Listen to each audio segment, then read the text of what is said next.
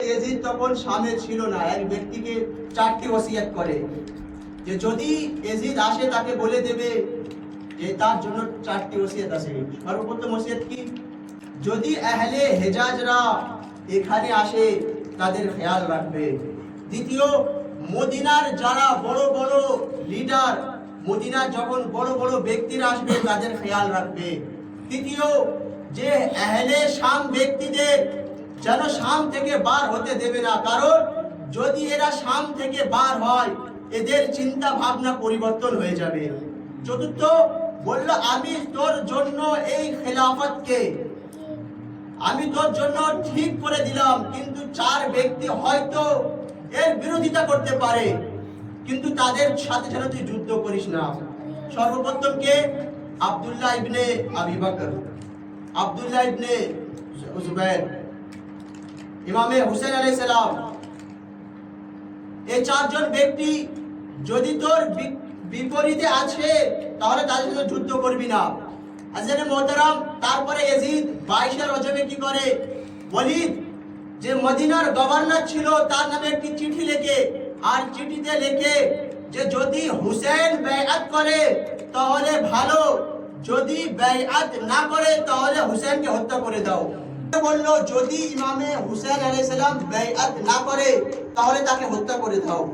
Yazid কি এটা অনুভব করছিল, এটা মনে করছিল, এটা বুঝতে পেরেছিল যে ইমামে হুসেন আলাইহিস সালাম একটি দেহর নাম, যদি তাকে হত্যা করে দেওয়া হয় তাহলে তার কোনো গুণগান, কোনো জিকির, কোনো খুশুসিয়ত বাকি থাকবে না। এই ইয়াজিদ, যদি ইমামে হুসেন আলাইহিস সালাম একটি দেহর নাম হয়ে থাকতো তাহলে ইমামে হুসেন আলাইহিস সালামকে শহীদ করার পরে কবরের নিশানি কেন মিটানো হচ্ছিল? কেন কারবালার জমিনকে সমতুল্য করে ধরা হচ্ছিল? যদি ইমামে হুসেন আলাইহিস সালাম দেহর নাম হতো তাহলে কেন কবরের নিশানকে মিটানো হচ্ছিল? আজিজানে মুহতারাম, ইমামে হুসেন আলাইহিস সালাম নিজের সাথে জনাবে যায়েনব সালামুল্লাহ আলাইহিকে নিয়েছিলেন।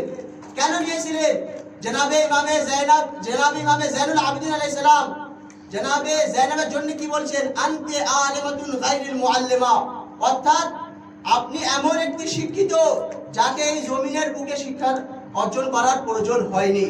তো আজিজানে মুহতারাম, জনাবে যায়েনব সেই ইয়াজিদের দরবারে গিয়ে এটি প্রমাণ করে দিল ইয়াজিদের সামনে, এই ইয়াজিদ, তুই আমার ভাই হুসেনকে দেহ মনে করছিলি যে তাকে যদি আমরা হত্যা করে দেই তাহলে তার আর কোনো গুণবলী, তার কোনো আর খুশুসিয়ত, তার কোনো আর গুণবলী বাকি থাকবে না, তার কোনো জিকির বাকি থাকবে না। ইয়াজিদ কিদ কাইদাক ওয়াসআসাআক ওয়াবদুল জুহদাক ওয়াল্লাহি লা তামহু যিকরুনা। ইয়াজিদ, যত মক্কারি করতে পারিস করে নে, কিন্তু খোদার কসম আমাদের জিকিরকে তুই কোনো রকম ভাবে মেটাতে পারবি না। একবার দরুদ শরীফ আলে মুহাম্মাদের উপরে।